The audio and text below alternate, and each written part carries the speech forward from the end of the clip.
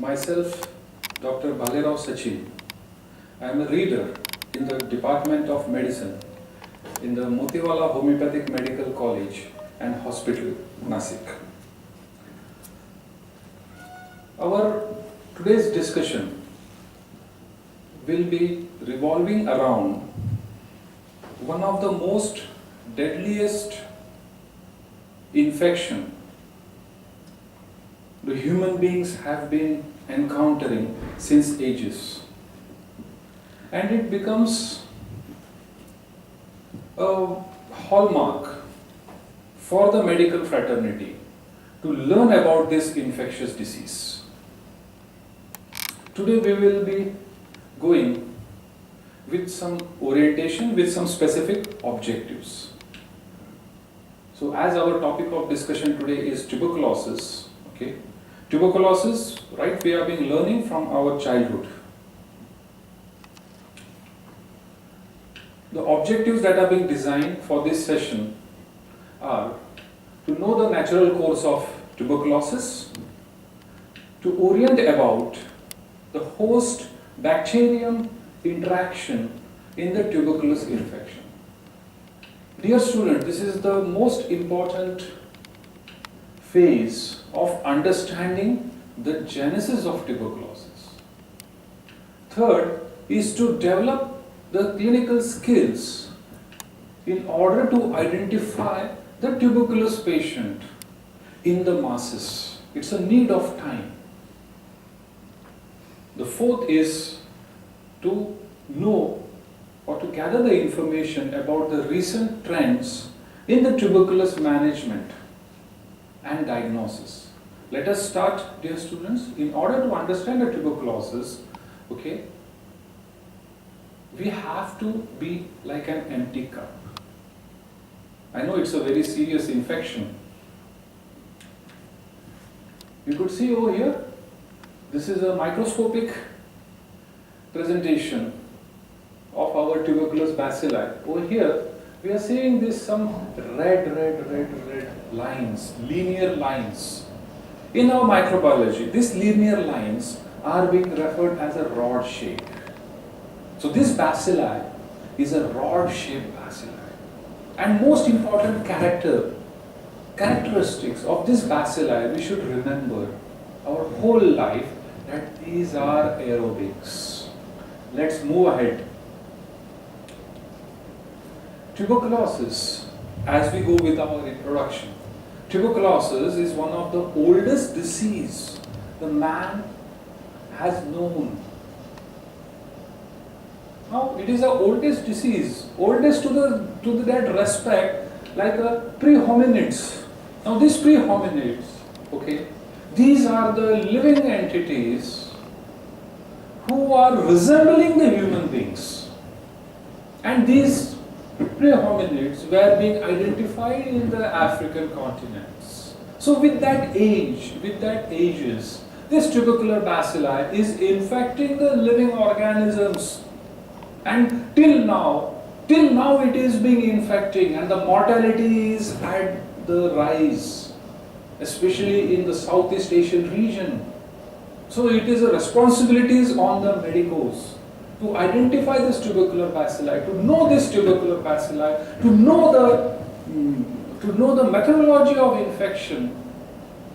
It is our primary importance. Now, mycobacterial tuberculosis it's one of the major cause of death worldwide. Now, this disease is caused by a bacteria. Please note down. This disease is caused by a bacteria, okay, of the Mycobacterium tuberculosis complex, and the primary target of this particular bacterial infection is the lung parenchyma. Okay, so lungs, although the other organs are involved, so it's a multi-system disorder. Okay. Now, if you go with the background of the tuberculosis strains, the tuberculosis strain which are drug susceptible, they are always curable. Okay, in all the cases. The transmission usually takes place through the airborne spread of the droplet nuclei. Please note down these important keywords: airborne spread.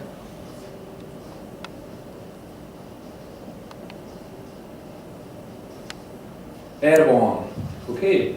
Airborne spread of the droplet nuclei, which is being produced by the patients with the infected pulmonary tuberculosis. Okay, so it is always in the air. We breathe in the air.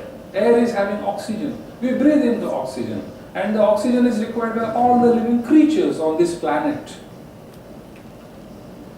So, we go with the etiological understanding. The etiological understanding, Mycobacteria belongs to the family of Mycobacteriaceae. You should know this. It belongs to the family of Mycobacteriaceae. And Mycobacterium tuberculosis complex is the most common and important agent of the human disease. So the complex, please note down the complex. The complex, it includes Mycobacterium bovis. Now Mycobacterium bovis, this is the bovine tuberculosis. It causes the bovine tuberculosis. Next is Mycobacterium capreae, which is having a similarity with the bovis. Next in the complex is Mycobacterium africanum, which is found in the regions, specified regions, cases of West, Central and East Africa. Now it is not being common in our Southeast Asian region. Then Mycobacterium microti is another group in the complex. Then Mycobacterium pinnipedia, a bacillus infecting the seals. Now why I am telling this? Mycobacterium pinnipedia, a bacillus infecting the seals and sea lions, because we human beings, those who are residing in this particular area of isolation, that is the southern hemisphere, okay, the seal is their staple diet.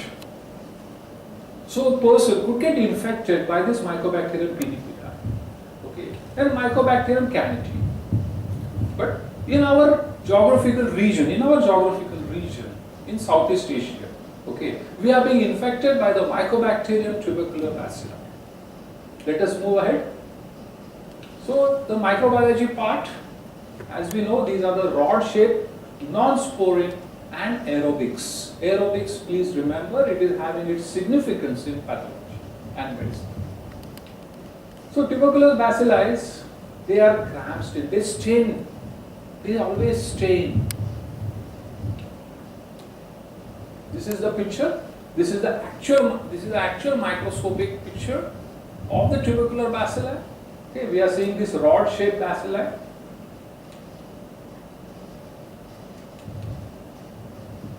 So we have to know this Mycobacterium cell wall. These are important molecules. Okay, we have to just remember Mycobacterium cell wall, which is having an arabinogalactol and peptidoglycan. These are the lipids. Okay, these structures confers. Why we have to know this arabinogalactol and peptidoglycan? Okay, because these structures, they have a very low permeability of the cell wall. Due to this presence of these lipids, okay, the cell wall becomes very low permeable. To whom? To the antibiotics. So due to the existence of this particular proteins, the lipids, okay, the cell wall is being resistant to this antibiotics. One thing. So it's important for us to know. Okay. Now there is also another particular lipids known as the lipoarabinomannan. Okay, and this particular lipid is involved in the pathogenic host bacterium interaction, which facilitates the survival of the Mycobacterium tuberculosis within the macrophages.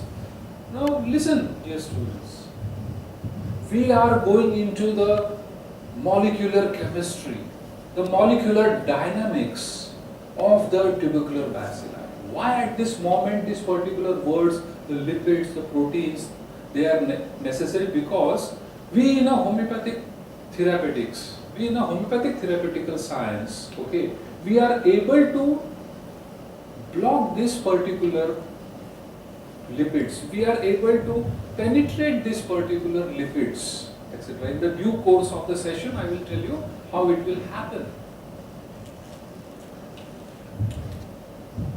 So, we go with this particular another environmental factors that influence the tuberculosis infection. Okay. Now, these environmental factors, most commonest is the industrialized countries.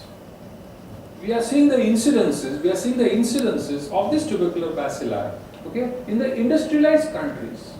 Okay. Why? Because there is lots of immigration of the population from one place to the other place.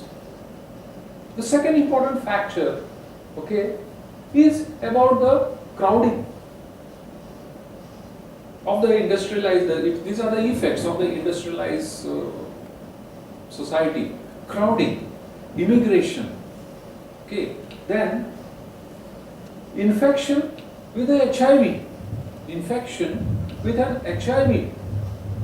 Now HIV, it is said, HIV infection, that is a human immunodeficiency virus, and the tubercular bacilli, they both are brothers. They like to stay together.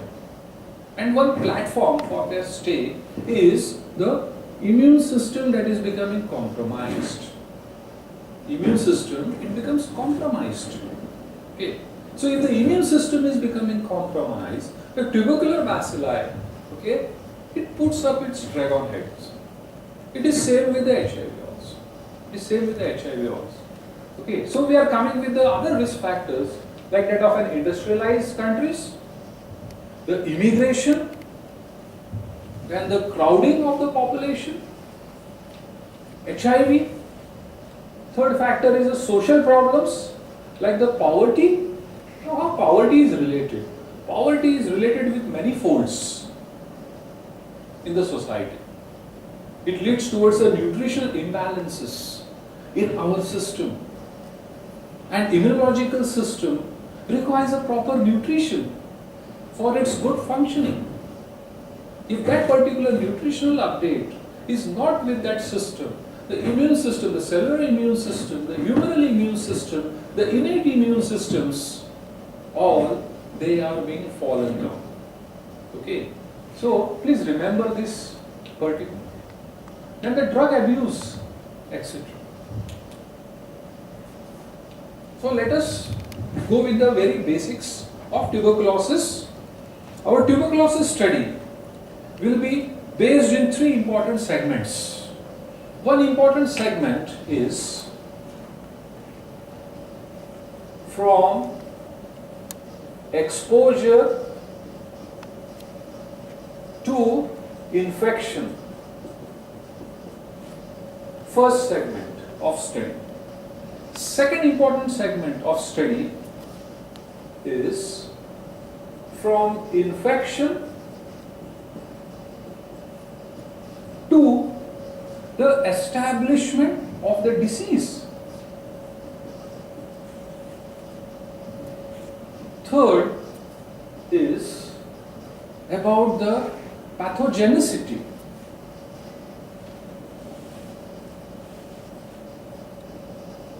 In this pathogenicity, we will be learning about the host bacterial interaction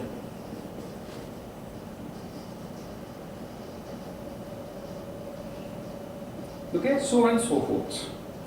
Now let us try to understand that the tuberculosis infection, if I want to study the tuberculosis infection, I will be studying from these important guidelines. That is, from exposure to the infection.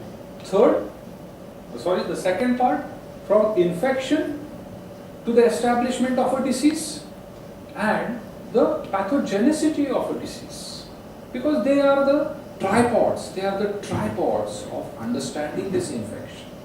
If we are very clear with this tripod, okay, now tripod is being used to make stable. If a camera is there, camera is always being set on the tripod, okay. So why it is set on a tripod? Because it will not shake. So our understanding of this tuberculosis is being based on these tripods. So our cognition, okay, is being stable about this tuberculosis understanding. Let us move ahead in understanding of this. So from exposure to infection, it's very simple to understand. It is not a very big rocket science. Okay, now I am reading a tuberculosis, I am studying a tuberculosis, oh my god, okay, it is very difficult no, it is not a difficult. It is just a simple mathematics. It is just a simple math. Okay, it is a logic of understanding. So, mycobacterial tuberculosis is commonly being transmitted from person to person. From person to person, how? When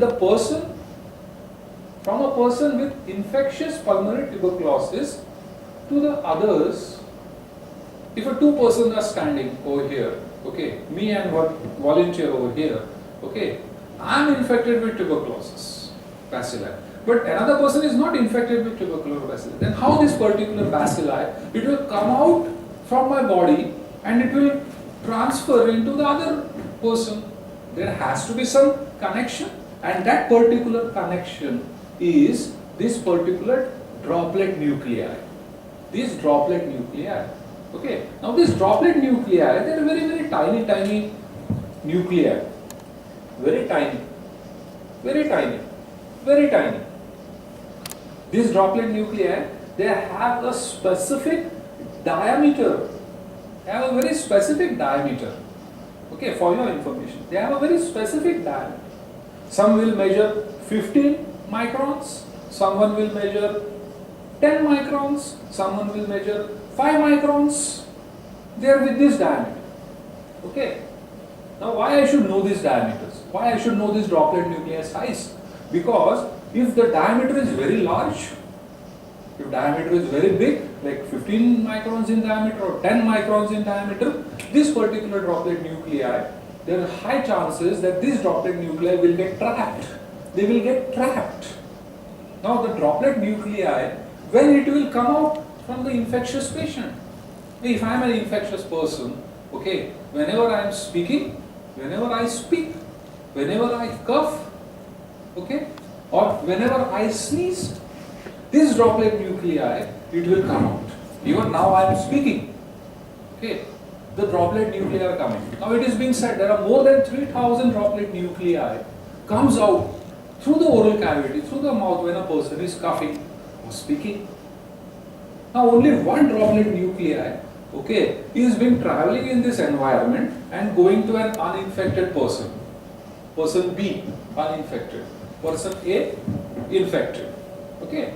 So this particular infected person is coughing, sneezing, speaking. The droplet nuclei came out, okay, to the person B, and inhaling this particular aerosol. I am inhaling this aerosol. I inhaled. Okay, but it depends on the size. If that particular aerosol, the nuclei size is very big, it will get trapped in my nostrils, because nostrils, they have a mechanical barriers. Or if the droplet nuclei size diameter is small, it will get traversed through the oropharynx. It might traverse into the lower respiratory tract. Okay, and if the droplet nuclei size is very, very small, 5 microns or less, it will traverse down into the lung functional unit. That is the alveolus, the functional unit of the lungs. Okay, but our human body is having various defense systems. Mechanical defense barriers are there, chemical defense barriers are there, okay, to combat this droplet nuclei. Now this droplet nuclei is nothing but it's a vehicle. It's a vehicle for the tubercular bacilli. So this tubercular bacilli, okay, is being sitting on this vehicle. That tubercular bacilli is being transmitted, getting entry into that particular uninfected person, some of the droplet nuclei will get trapped, but if the droplet nuclei size is very small, it will go down below into the pulmonary functional unit, that is the alveolus. Okay, but we remember that there is some ciliary mechanisms are there. Ciliary defense system is there, which are moving against the gravity, Okay, so this droplet nuclei of a smaller size, they will be pushed up. We don't want, they will pushed up. The droplet nuclei are pushed up. Okay, trying to remove this particular infected droplet nuclei. Okay, so these are the systems that have been taking place. Okay, we are the body. What is the dynamic of this exposure to the infection? It means, okay, the dynamic is that the bacilli is in the environment, and that particular bacilli is in the environment. Now that bacilli wants to enter into the human body. Okay, now that particular entry into the human body is very difficult. In your initial years of medicine, okay, in your first year, second year, we are learning about the physiology and anatomy and biochemistry, which says of the various barriers the human body is having. We will not go into the details of it due to the constraints of times. Okay, so these droplet nuclei we were discussing about the various sizes and it. Okay, they will be penetrating down. That is the gist of this slide. Okay. Now, through the droplet nuclei, it is entering. The second mode of its entry, okay, it's to the skin. Okay, the incidents are less. Okay, but it is through the skin or through the placenta. It is being mentioned in the literature. Okay, the transmission might take place because we are having the skin tuberculosis. We have the cases of the skin tuberculosis that are there. Okay, so but these are the uncommon. The probability. What is the dynamic? The two important words comes up in this dynamics. These are the intimacy and the duration.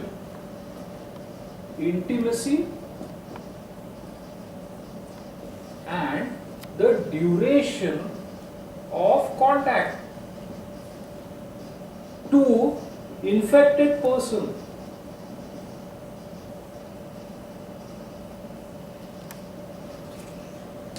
Intimacy. Intimacy is an English dictionary word. Intimacy means closeness. Okay, closeness. In a family, we are very close with our family members. We are talking of physically. Okay, that degree of closeness. One right example. Okay, is the local trains. In an early morning hours. Okay, local trains are so crowded. We are very close to the other person. Okay, so that is the intimacy of the contact. If a person is sneezing, even if a person is doing, or even if a person sneezes or cough, okay, or speaks, okay, then the droplet nuclei comes out, and I am very next to that person who might be infected. So that is the intimacy of the contact, and it depends on the duration. To what duration I am there with that person. Okay, from Karjat going to Mumbai CST, okay, how much hours is required?